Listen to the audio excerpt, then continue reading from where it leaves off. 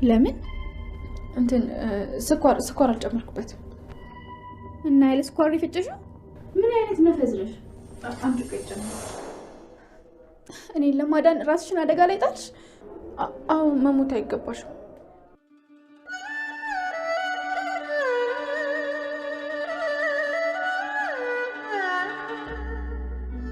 አንቺ እኔን ለማዳን ስትሪ፣ እኔ ግን የኔ ጥፋትሽ ወቀስኩሽ።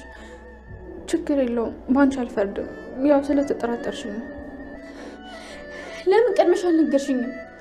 ቃል እኮ ከምታስቢያት በላይ መጥፎ ሰው ናት። በዛ ደግሞ ትዬ ከሰማች ትጎዳለች። አንቺ ህይወቴን ታድገሽዋል። እኔ ግን የማይገባሽን ነገር አደረኩ። ብሌን ይቅርታ።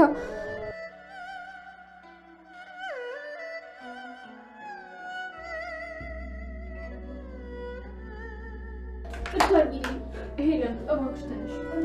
ይቅርታ ሰከርኝ መለሰ። ይቅርታ አድርጌልሻለሁ። ተነሽ ተነሽ። እባክሽ ተነሽ።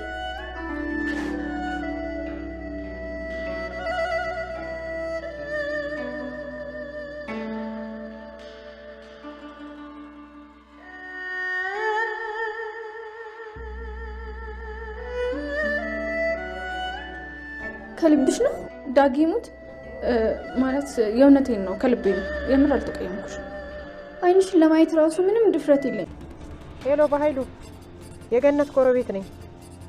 አውቄሻለሁ። ምን ፈለግሽ? አንድ ጮማ መረጃ አለኝ። ስለምን? የድሮ የሥራ አጋር አወቀው አቶ ሰለሞን።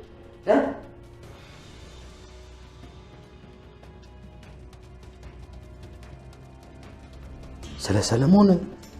አዎ በእጅህ። ሰላም ጤና ይስጥልኝ ውዴ ሰብለ ዩቲዩብ ቤተሰቦች እንዴት ናችሁልኝ? እንኳን ወደ ቻናሌ በሰላም መጣችሁ። አደራ ድራማ በእውነተኛ ታሪክ ላይ ተመስርቶ የሚሰራው አደራ ድራማ ልብ አንጠልጣይና አስተማሪ የሆነው አሁንም እንግዲህ የብሌን እውነት እየወጣ አይደለም። ነገር ግን ሰላም እንድትጠረጥር የሚያደርጉ መረጃዎች እየደረሷት ይገኛሉ። እንግዲህ ሳሚ በደረሰበት በኃይሉ ችግር ወይም ደግሞ በኃይሉ አግቶ ብዙ አሰቃይቶ ስለነበረ አሁን ላይ ብሌንን መርዳትና ለሰላም እውነቱን የመናገር ፍላጎቱ እየጨመረ መጥቷል። እንግዲህ ወደ ቤታቸው ቀጥ ብሎ በመሄድ በራቸውን አንኳኩቶ ቃልን ጉሮሯን አንቆ አንቺ ነሽ ወይ በእኔ ላይ እንደዚህ የምትጫወችው? እንዴት በኃይሉን ካሳሰርሽው በኋላ እሱ ሲፈታ ነገሩን ወደ እኔ ታዞሪዋለሽ? በማለት እንደምታዩት ልጅቷን አንገቷን አንቆ እያለ ነበር። እንግዲህ ሰላምና በኃይሉ ድንገት የመጡት። በኃይሉ በነገሩ ደንግጧል። ምክንያቱም አግቶትና አስሮት እዛው እንዲሞት በራብ በጥም ትቶት የመጣው ሰው ከዛ ሁሉ ነገር ወጥቶ እዛው ቆሞ ሲያየው ራሱን መቆጣጠር አልቻለም እና አንዳች ቃል እንኳን አልተናገረም። በነገሩ ሁሉ ግራ ተጋብቶ ነበረ። ሳሚ እዚህ ምን ይሰራን የሚለው ነገር በኃይሉን አስደንግጦታል። ምክንያቱም ከዚህ በኋላ በህይወት ይኖራን ወይም ደግሞ ሚስጥሬንም ከነ ሚስጥሩ ከነምኑ ይሞታል ብለው ጠብቆ ነበረ። ሳሚ ግን ከታገተበት ቦታ አምልጦ በድጋሚ መጥቷል ማለት ነው። ይህ ድል በጣም ለብሌን በጣም ይጠቅማታን ብዬ አስባለሁ። ምክንያቱም ደግሞ ብሌን እንደዚህ አይነት ሰው ከጎኗ ካለ በቀላሉ የእሷ እውነት ይወጣል፣ ተደብቆ አይቀርም ብዬ አስባለሁ። በመጨረሻም ቃል አንገቷን አንቆ ሰላም ትደርስና እንዴት ብትደፍር ነው ልጅን እንደዚህ የምታደርገው ብላ ስትናገረው ሰላም በጥፊ ለመማታት ሞክራ ነበረ እና እንግዲህ ሳሚ አንድ ነገር አሽሙር ተናግሯል። እሱም ማን እንደሆነች ብታውቂ ኑሮ እንደዚህ ባልሆንሽላት ነገር ነበረ ብሎ እንግዲህ በኃይሉንም ጠብቅ ቀንህን ይችን ቀን እንዳትረሳት ምን እንደማደርግህ የሚል አይነት መልእክት ያለው መልእክት አዘል ነገር ነው እንግዲህ በኃይሉ ነግሮት የሄደው። በኃይሉ በጣም በነገሩ ፈርቷል።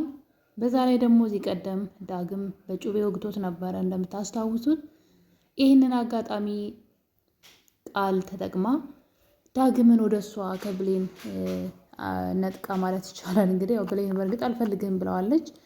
ወደ ራሷ ለማድረግ እየሞከረች ትገኛለች እና ይሄ ነገር እንግዲህ አንተንንም ብሌንንም እስር ቤት ያስገባል። በኃይሉን ስትወጋው ብሌን አይታለች። ስለዚህ ከኔ ጋር ካልሆንክ ብሌንን አደጋ ላይ ትጥላታለህ የሚል ንግግር እየተናገረች ትገኛለች። ባናድዳትና ባበሳጫት ይህንን ሚስጥሬን ለሰላም ትናገራለች ብላ ስለምትፈራ እዚህ ቀደም ሳሚ እንዲገላት ነግራው ነበረ። ሳሚ እሷን ገደለ ማለት እንግዲህ ምን እንደሚጠብቀው ታውቃላችሁ። በዛ ላይ መረጃ ይዛበት ነበረ ከመጀመሪያውም ጀምራ እስከምፈልግ ድረስ አገልግለኝና ከዛ በኋላ አንተንም የባህሉን እጣ ፈንታ ሰጥሃለሁ እያለች ቃል እንግዲህ ሚስጥር አትይዝም፣ ያመልጣታል። እና ከሳሚ ጋር ተደዋውላ ስታወራ አንተም የባህሉ እጣ ፈንታ ይደርሳን ብላ እንግዲህ አስፈራርተው ነበረ። በዛ የተነሳ እሷ ባህሉን እንዳሳሰረችው ያወቀው ያኔ ነው። ምክንያቱም እሱንም አስፈራራችው የእሱ እጣ ፈንታ ለአንተም ይደርሳን ብላ እና እንግዲህ ሄለንን እንዲገልላት ጠይቀው ነበር። ሚስጥራችን ታውቃለች ብላ እዚህ ነገር ውስጥ እንግዲህ ሳሚ ከደሙ ነፃ ነው። ምንም አይነት በኃይሉ ለሚሰራው ነገር ከሰላም ገንዘብ አገኛለሁ ብሎ እየሰራ ያለው ነገር አንዳች ነገር የለም። በኃይሉና ቃል ናቸው የዚህ ጌም ተጫዋቾች ማለት ነው። ከመጀመሪያውም እንግዲህ ልጅ ፈልግልኝ ነው ያለው። እሱን ፈልጎ ቃልን አመጣለት።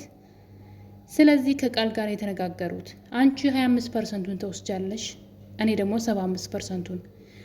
ነገር ግን ያ የሚሆነው አንቺ የሰላምን ንብረት ከወረስሽ በኋላ ወራሽ ከሆንሽ በኋላ እሷን ገለሽ ነው እንግዲህ ነፍስም ማጥፍታ ከዛ ደግሞ የሚሰጣትን አስቡ። እሱ ምንም ሳይሰራ በሰው እያሰራ ሌላ የሚወስደውን ፐርሰንት እንግዲህ አስቡት። ነገር ግን ሳሚ ከዚህ ነገር ውስጥ የለም።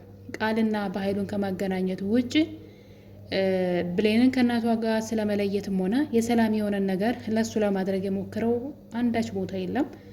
ነገር ግን ቃልን ለመርዳት እየሞከረ ነበረ ከቃል ጋር ቅርርቦች ስላላቸው። እሷም የመጣችው በሱ በኩል ስለሆነ ቃልን ለመርዳት ሲሞክር ነው እንግዲህ ሄለንን ሚስጥራትን ስላወቀች እንዲገላት ተነግረዋለች። ሳሚም እንግዲህ ልጅቷን መንገድ ላይ ጠብቆ ለማስፈራራት ሞክሮ ነበረ። በዛን ጊዜ እንግዲህ እሷ ደግሞ የሷ ሚስጥር አወጣች። ይቺ ከሃዲ ለካ ብቻዋን የሰላምን ንብረት ለመውረስ ነው በኃይሉ እንዳሳሰረችውና መረጃ እንደያዘችበት እና ደግሞ የሰላምን ንብረት ብቻዋን ልትወርስ እንደሆነ ለሳሚ ተነግረዋለች። ያኔ እንግዲህ ሳሚ አንቺ በየትኛውም ሰዓት ቢሆን ከኔ እጅ አታመልጭም፣ በዙሪያሽ አለው። ነገር ግን አንድ ነገር ካረግሽልኝ ከኔ ጋር እንስማማለን በማለት እንግዲህ ሳሚ ልጅቷን ሳይገላት ይቀራል፣ ወይም ደግሞ ሳይጎዳት ወይም ደግሞ ከአካባቢው ሳያርቃት እንግዲህ እንደውም በተቃራኒው ቃልን እንድትሰልልለት ወደ እነሱ ቤት መልሶ ልኳታል። እና እንግዲህ በዚህ መሀል ሌላ ችግር ተፈጠረ። ቃል በኃይሉ ከእስር ቤት አይወጣም ብላ ሁሉንም ነገር እንግዲህ ብዙ ሳለፋ በእጄ ላስገባ ነው ብላ ደስ ብሏት እያለ በኃይሉ ከእስር ተፈታ። ስለዚህ ያላት አማራጭ በኃይሉ እንደሚገላት ስለምታውቅ ይህን ነገር ሳሚ እንዳደረገው ሳሚን ያሳሰረ በማለት በኃይሉ እንዴት እንደረሳው አላውቅም እንጂ ይሄ አንድ ጊዜ ይሄ ፍላሹ እሷ እጅ ላይ አይቶት ነበረ። ዳግም ሳሚ ፍላሹን ከአቶ በኃይሉ ላይ ሰርቃ አምጣልኝ፣ ከዛ በኋላ በኃይሉን የምጎዳበት ወይም ደግሞ እሱን የምበቀልበት ፍላሽ አለ ወንጀል የሰራበት፣ ስለዚህ እሱን ታመጣለህ፣ እኔ ደግሞ ከእናትህ ጋር አገናኝሃለሁ ተባብለው ነበረ። በዛን ሰዓት ሳሚ እንግዲህ በኃይሉን መበቀል ይፈልግ ነበር። በዛ ላይ ደግሞ የዳግምን እናት ደግሞ አግኝቷት ነበረ እና ያ ፍላሽ ጉዳ መጣ። ፍላሹን ሰርቆ ሲወጣ ዳግም ብሌን እጅ ከፍንጅ ትይዘዋለች። ካገኘበት ቦታ መልሶ እንዲያስቀምጠው ብጠይቀውም እሱ ግን ይሄ ፍላሽ የእናቴን ሕይወት ይታደጋል፣ እናቴን ለማግኘት ይሄ ፍላሹ በጣም አስፈላጊ ነው፣ ወሳኝ ነው፣ ስለዚህ ይህን ማድረግ አልችልም ብሎ ፍላሹን ከአቶ በኃይሉ ኪስ አውጥቶ ይወስዳል። አቶ በኃይሉ ወዲያው ነበር እንግዲህ ይህን ፍላሽ ውስጥ ያለውን መረጃ ሰዎች ለማስፈራሪያነት የላኩለት፣ ሳሚን የላከለት። በነገራችን ላይ ሳሚ ጋር ስላለ አንድ ነገር አድርጋለሁ ብትል ብሎ እንግዲህ መረጃ እጁ ላይ እንዳለ በሌላ ሰው አስመስሎ ልኮለት ነበር። ይህ መረጃ የት እንዳለ በኃይሉ ያውቃል። ኪስ ውስጥ የነበረው ፍላሽ ነበር እና እንግዲህ ወደ ቤት እየሮጠ ሄዶ ኪስ ውስጥ ፍላሹን ቢፈልገው ሊያገኘው አልቻለም እና ብሌንን አንቆ እንግዲህ ሊገላት ነበረ። ማን የወሰደው የት ነው ቢላትም አላውቅም ብላ ትክዳለች። በዚህ መሀል ደግሞ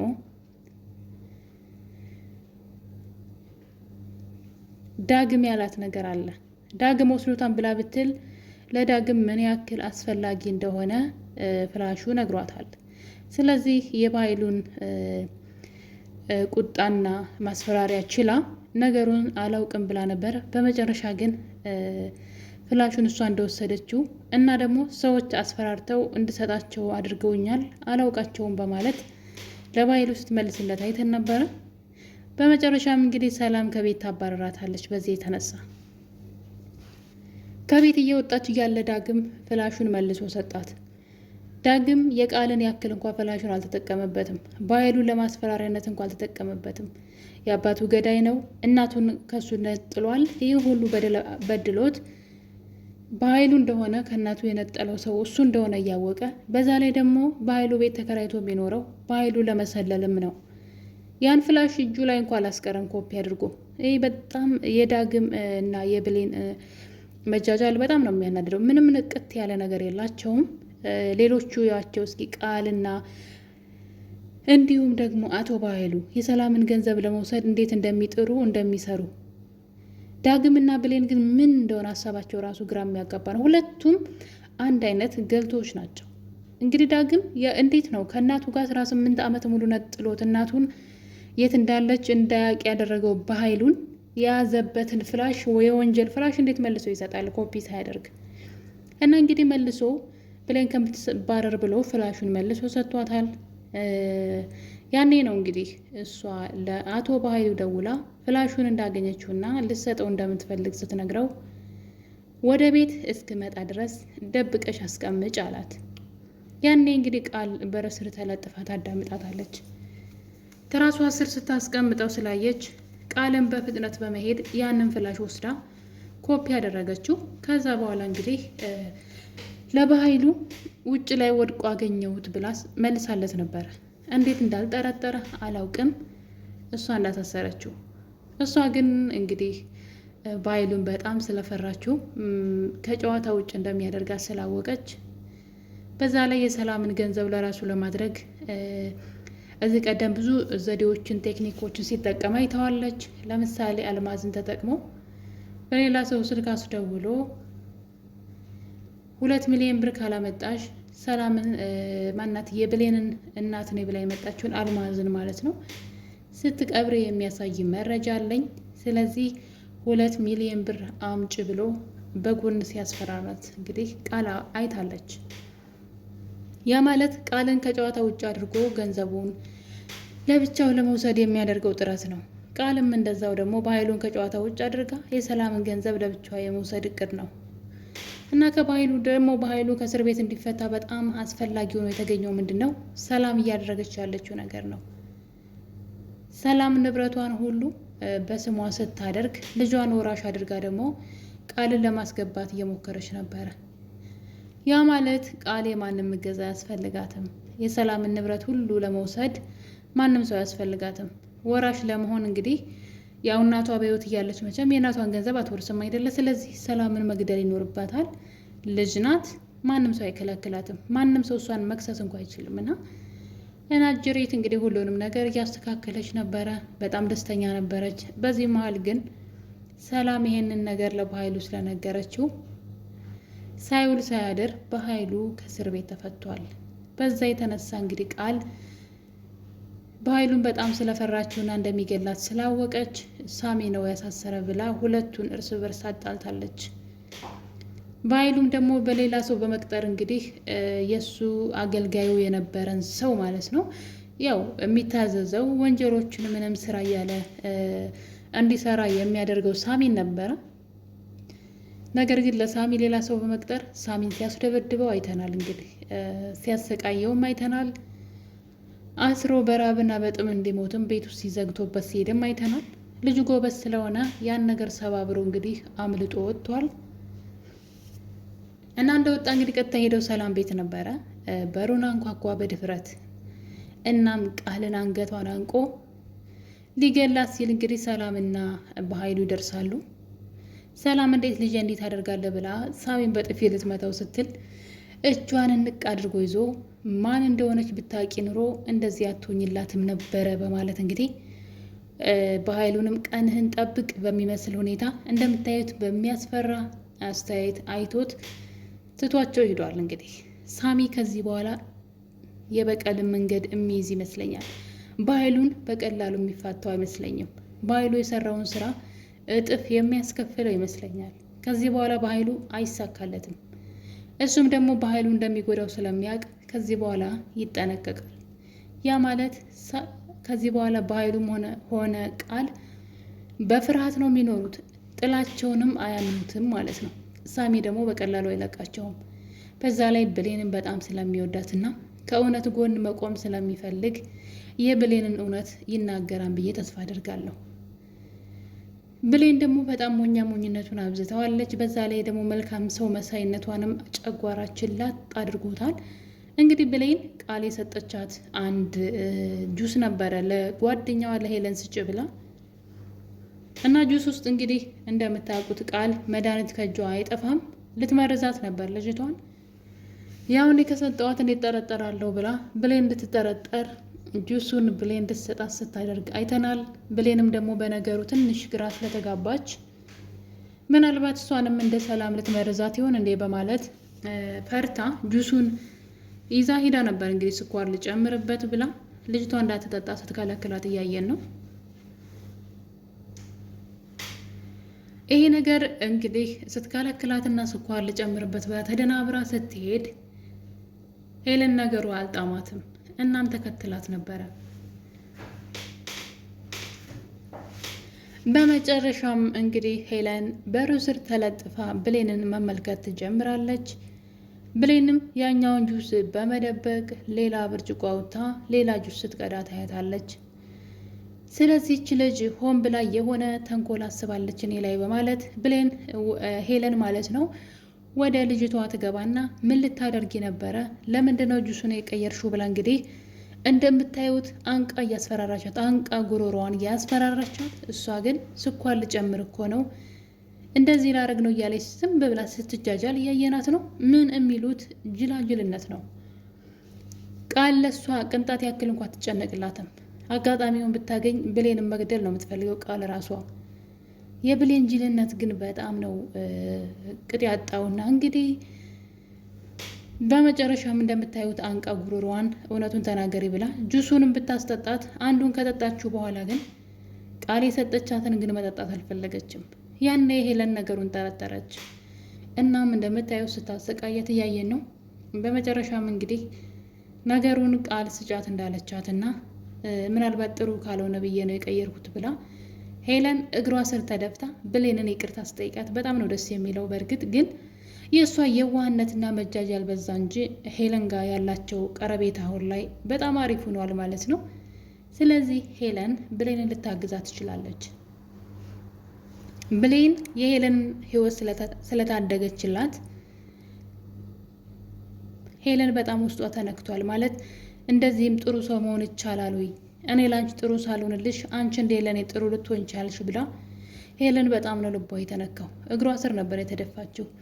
እና እንግዲህ እዚህ ጋር ሄለን ቃልን ስለምትጠላትና ቃል እሷ ላይ አጋጣሚውን ብታገኝ እሷንም ልትገላት እንደምትፈልግ ስላወቀች ከዚህ በኋላ ከብሌን ጎን ትሆናለች ብዬ አስባለሁ። ከእውነት ጎን ማለት ነው። በዛ ላይ ከሳሚ ጋር ስለምትሰራ የብሌን እውነት ከዚህ በላይ አይዘገይም ብዬ አስባለሁኝ።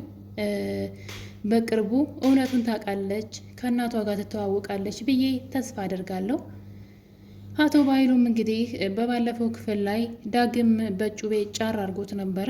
በዛ የተነሳ እንግዲህ ይህን አጋጣሚ ተጠቅማ ቃል ባይሉን አንተ እንደወጋኸው አውቃለሁ፣ ብሌንም ይሄን ነገር ታውቃለች። ስለዚህ ለሰላም ብነግራት ምንም የሚፈጠር ይመስላል። ስለዚህ ከኔ ጋር በፍቅር እንቀጥላለን ብላ ዳግምን በደካማ ጎኑ ገብታለች። ዳግምን በሀሳቧ ተስማምቶ አብሯ ከስር ከስሯ እያለ ነው። ምን አይነት መጃጃል እንደው አላውቅም። ውድ ቤተሰቦቼ እንግዲህ ሄለን አሁን ላይ ብሌንን መርዳት ጀምራለች። ያ ማለት ደግሞ የብሌን እውነት ይወጣል፣ እናቷ ሰላም መሆኗንም ታውቃለች የሚል ተስፋ አለን። ከዚህ በላይ እናትና ልጅ ተለያይተው መኖር የለባቸውም። አደራ ድራማ ክፍል 37 ይህን ይመስል ነበረ። በሌላ በክፍል 38 እስከምንገናኝ ድረስ የዛሬው ቪዲዮአችን ይመስል ነበር። ባይ ባይ።